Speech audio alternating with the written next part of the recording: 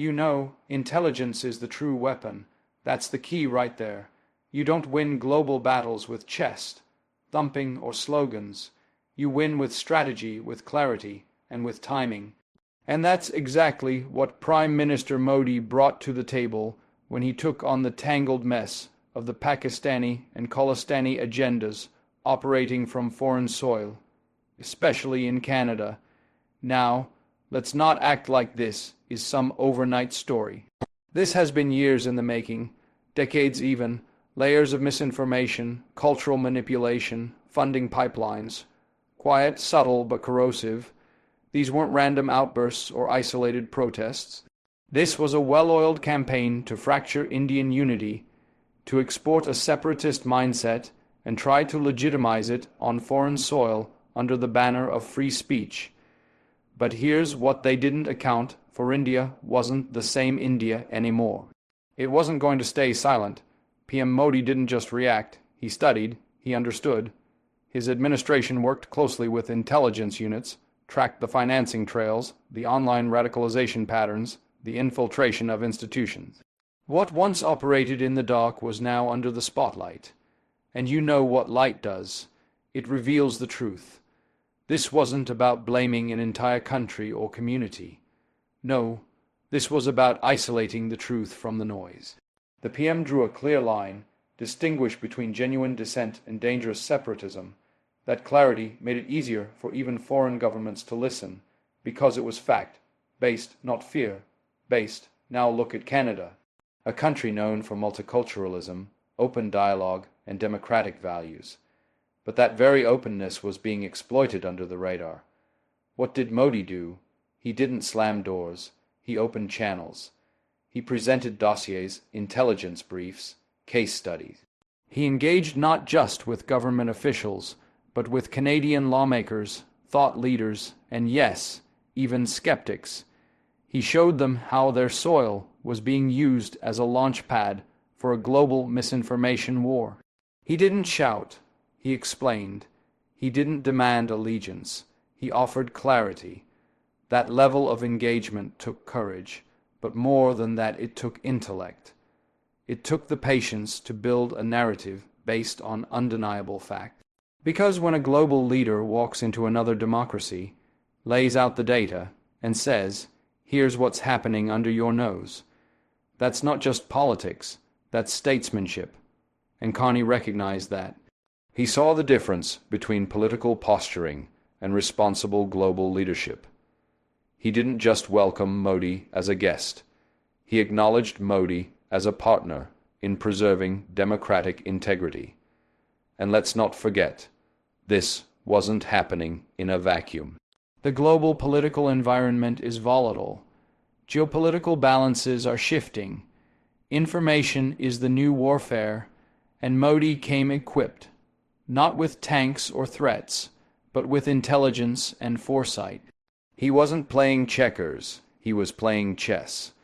While the other side was trying to provoke with propaganda, he was countering with precision, calm, deliberate, and unshakable. So when people ask, how did Modi smash that agenda? It wasn't just about strong words or high-profile visits. It was about outsmarting a narrative, outsmarting those who thought India would remain reactive. Modi flipped the script, and he did it by arming himself with the one thing that lasts longer than outrage: the truth. And in the end, that's what resonates the most, because intelligence, when paired with intent, always wins. You see, unity is louder than hate. That's not just a nice line for a headline, that's a hard truth. And it's a truth that Prime Minister Modi didn't just speak. He lived it, and he made sure the world saw it. The Pakistani and Khalistani forces tried to weaponize division. They banked on a fractured Indian identity. They assumed that by tapping into historical wounds, spreading separatist sentiment, and misrepresenting Indian culture abroad, they could drive a wedge between communities, especially in Canada, where the Indian diaspora is vibrant, influential, and diverse. But what they didn't count on was how deeply rooted The diaspora is in the idea of a united India. Modi didn't just counter the agenda with political rhetoric. He went right to the heart of the matter. He connected with people, Punjabis, Gujaratis, Tamils, Sikhs, Hindus, Muslims. It didn't matter. He addressed them as Indians. He reminded them that their identity isn't based on where they live now, but on the values they carry forward.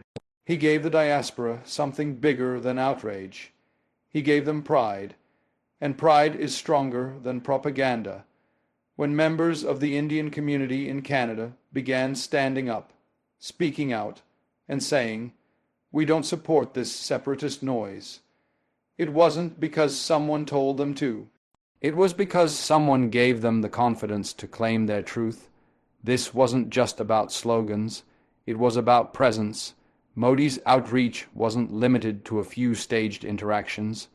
He was meeting scholars, community leaders, young entrepreneurs, faith leaders. He was building trust, not through appeasement, but through affirmation, affirming the Indian identity that's not defined by region or religion, but by shared values, a shared history, and a shared destiny. That's how unity becomes louder than hate, not when it's forced, but when it's felt, and it worked. Slowly, the noise started to weaken. The slogans started to sound hollow. Because when the world sees Sikhs in Canada standing with Hindus, Tamils standing with Punjabis, and all of them standing behind India, then the Khalistani narrative falls apart.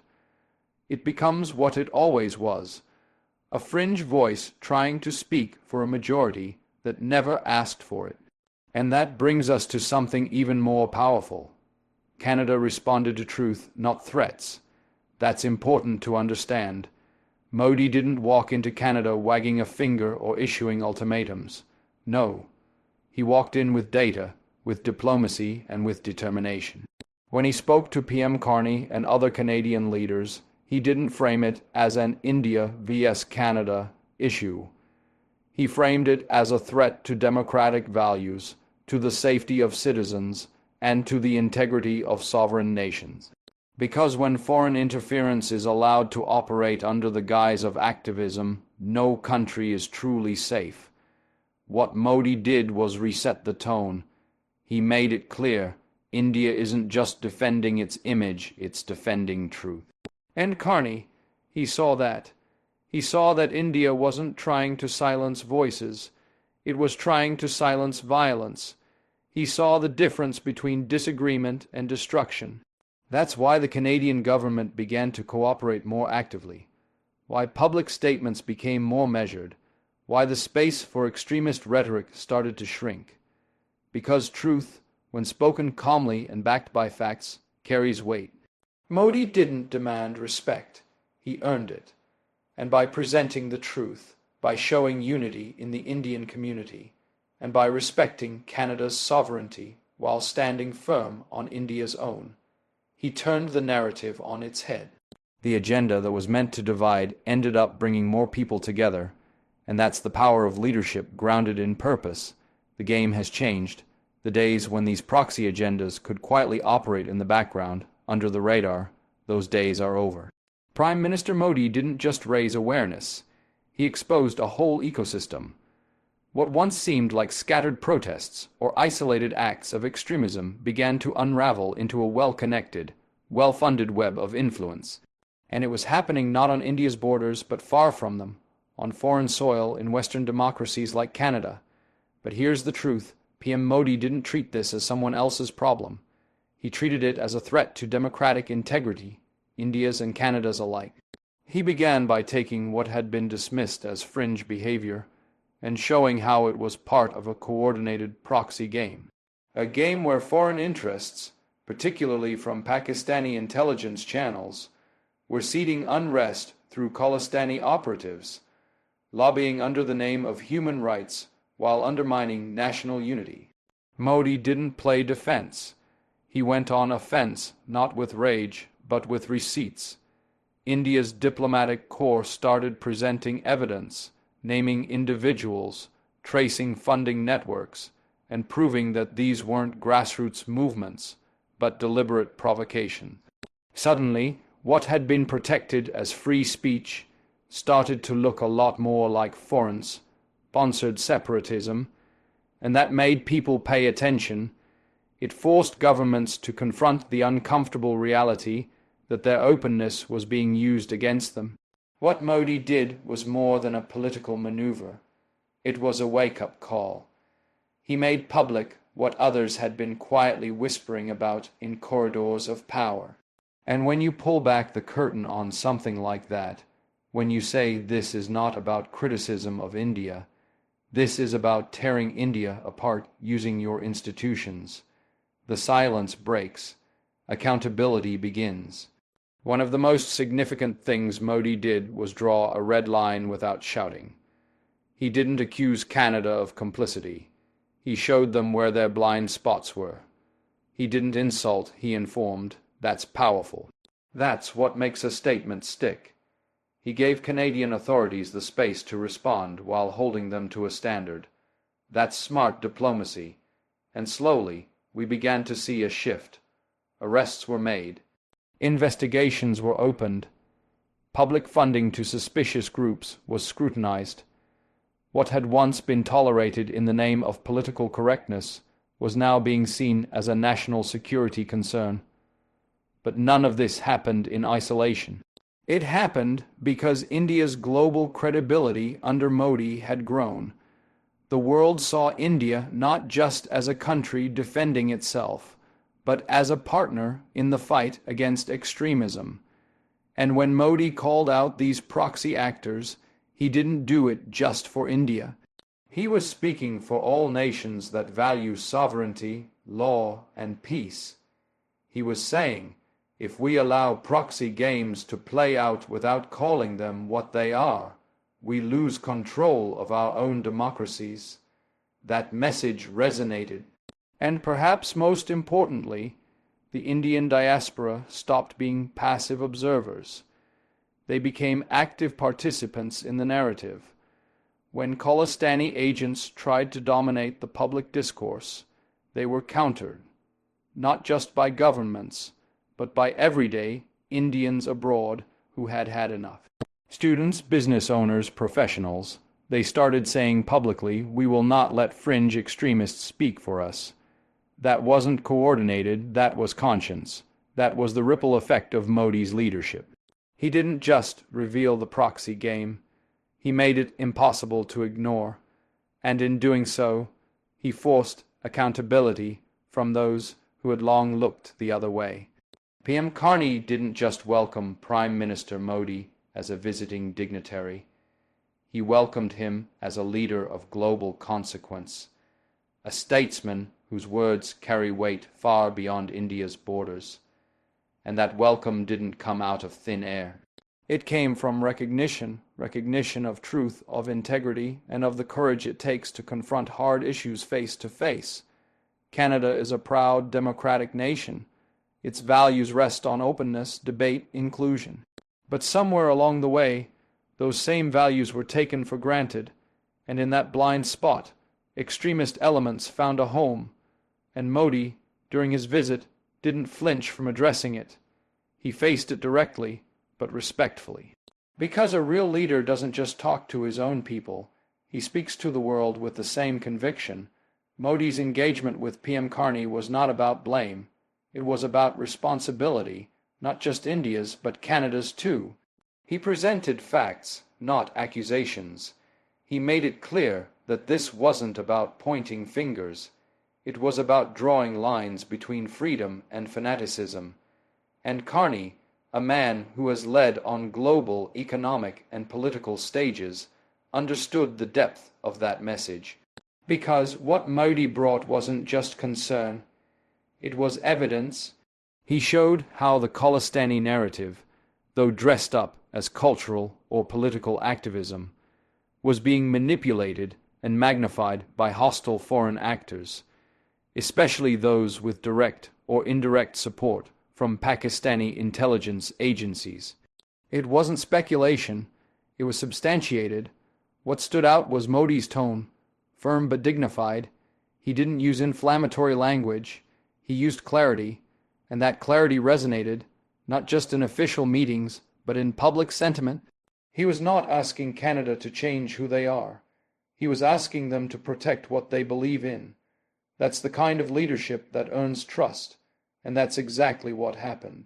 For the first time in years, the Canadian establishment began acknowledging that their soil was being used not for healthy debate, but for dangerous agendas aimed at destabilizing one of their closest economic and diplomatic partners. You see, it's easy to give a welcome speech.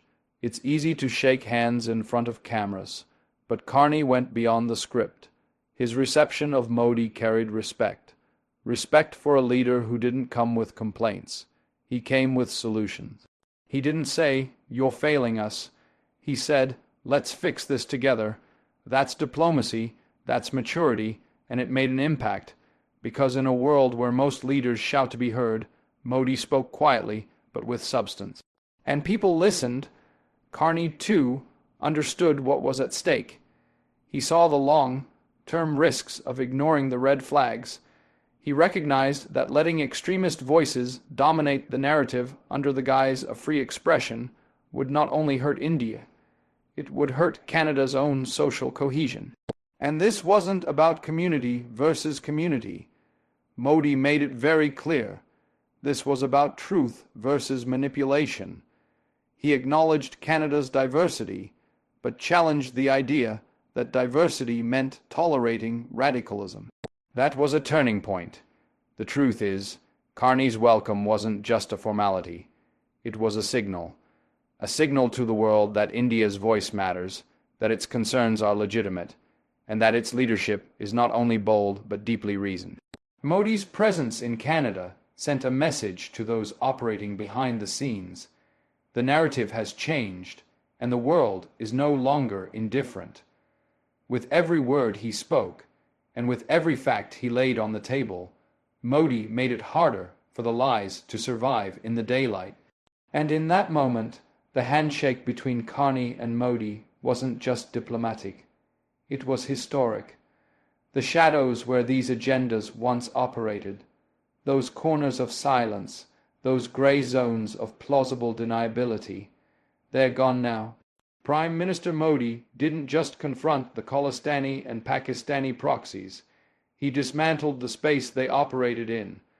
The world often talks about terrorism, extremism, and radicalization when it shows up with guns and explosions. But what about the quiet war, the war of ideas, funding, fake narratives, and digital manipulation? That's the war Modi chose to name. And when you name the war, you force the world to pick a side. Are you going to stand with truth? Or are you going to hide behind procedural neutrality? When Modi stepped into that arena, he didn't come empty-handed.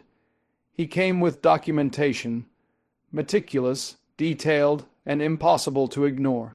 He showed how extremist ideologies had been laundering themselves through non-profit organizations, student groups, and cultural platforms in Canada. These weren't just radicals shouting on street corners. These were structured operations. Well-funded, well-networked, and often well-protected under the pretext of free speech. But when Modi exposed how these so-called activists were coordinating harassment, targeting diplomats, and celebrating violence, it was no longer a matter of free expression. It was public accountability. This wasn't about demonizing an entire community or casting suspicion on every diaspora voice. It was about drawing a very sharp line between those who use democracy to express and those who use it to destroy. It was about asking the hard questions. Who's funding these events? Who's organizing them? Why are certain figures showing up in multiple incidents across multiple countries? And more importantly, why has this been allowed to continue unchallenged for so long? Modi's approach wasn't reactive, it was investigative. His administration connected the dots. Social media propaganda in British Columbia was linked to organizations in Pakistan. Hate, Field rallies in Ontario were funded through indirect NGO channels with ties to Khalistani sympathizers abroad. And while this information may have once been dismissed as Indian domestic politics, Modi changed that. He reframed the issue as a global democratic threat, because that's what it is. You can't let your country be used as a proxy battlefield. And Canada finally began to understand that, not just because India said so, but because Modi showed them. He didn't shout conspiracy. He laid out evidence, and evidence is hard to refute. When these connections were made public, when facts began replacing assumptions, it forced the Canadian media to start asking tougher questions. It forced government agencies to start reevaluating funding channels. And it forced the public to rethink what they'd been told about the nature of the movement being supported. Modi didn't just push for change, he triggered it. He made governments uncomfortable, but he also made them act. That's the sign of a statesman. He exposed how long the world had tolerated what it didn't fully understand. And once understanding replaced assumption, tolerance began to fade. That's the shift he created. And none of this was about showmanship. There were no dramatic speeches, no fiery declarations, just facts, just names, just trails of money, messages, and manipulation. He dragged the proxy war into the open, and in doing so, he denied it the one thing it needed to survive: secrecy. Because in the end, when truth walks into the room, lies don't get to speak. Power, real power, isn't in how loud you are. It's in how clear your vision is. Prime Minister Modi didn't just show up in Canada to respond to a threat. He came with a plan to reshape how the world views India's global stance. The attacks weren't just against India's image. They were against India's credibility, its unity, its identity. And when PM Modi stood on Canadian soil and countered the Khalistani and Pakistani propaganda machines, he wasn't just defending India. He was redefining how India asserts itself internationally. There was a time when foreign governments could turn a blind eye to anti-India elements operating abroad under the guise of political activism. But under Modi's leadership, those days are ending. Not because India got louder, but because India got smarter. The counter-narrative wasn't about creating fear. It was about restoring truth. It wasn't just about exposing what was false, but amplifying what was real. The Indian story told by real Indians, not distorted through hate-fueled propaganda, but spoken from lived experience, cultural richness, and national pride. Modi's visit to Canada did more than just challenge lies. It introduced a counterweight. For every radicalized voice yelling on a street, there was now a professional, a student, a diplomat, a teacher saying, "That's not who we are." And that shift didn't happen by accident. It happened because someone at the highest level gave them permission to stand up. That's the strength of symbolic leadership. When Modi met the diaspora, when he spoke not just to them but for them, he reminded them that India is not weak, not fractured, not confused. It is confident, united, and fully aware of the games being played. This counter-narrative wasn't just words. It was policies, it was pressure, and it was persistence. Modi ensured that the Indian government didn't just rely on behind-the-scenes diplomacy. It launched public engagements, released documented evidence, held press briefings, and challenged foreign governments to look at what was happening in their own backyards. He didn't ask for special treatment. He demanded fairness. And that's what made the world start to listen. When a leader is consistent, factual, and calm under pressure, you don't have to shout to be heard. You just have to speak with truth. Now, that truth started to spread. Indian students and families in Canada, who once kept their heads down during protests or anti-India events, started responding peacefully, thoughtfully, and firmly. They began to write, to speak, to counter. Indian embassies became not just offices of administration, but centers of representation. Modi's government encouraged that. encouraged Indians abroad not just to assimilate, but to lead, to participate in civic life, to speak for themselves, and for the nation they still called home in their hearts. Even digital media became a battleground. Where anti-India narratives once trended without question, now they were met with facts, videos, rebuttals, voices from the ground. This wasn't censorship, it was competition, and truth, when it's backed by conviction and clarity, wins that competition every time. Modi didn't try to erase the other side's voice. He challenged its monopoly, and by doing so, he gave the Indian perspective its rightful place in global discussions. That's how he smashed the agenda. Not with censorship, but with strength. Not with outrage, but with outrage transformed into organized truth. Modi made it clear, if you come for India with lies, don't expect silence anymore. Expect resistance. Expect intelligence, expect truth. Because in the end, when a nation stands united behind its truth, no lie can hold.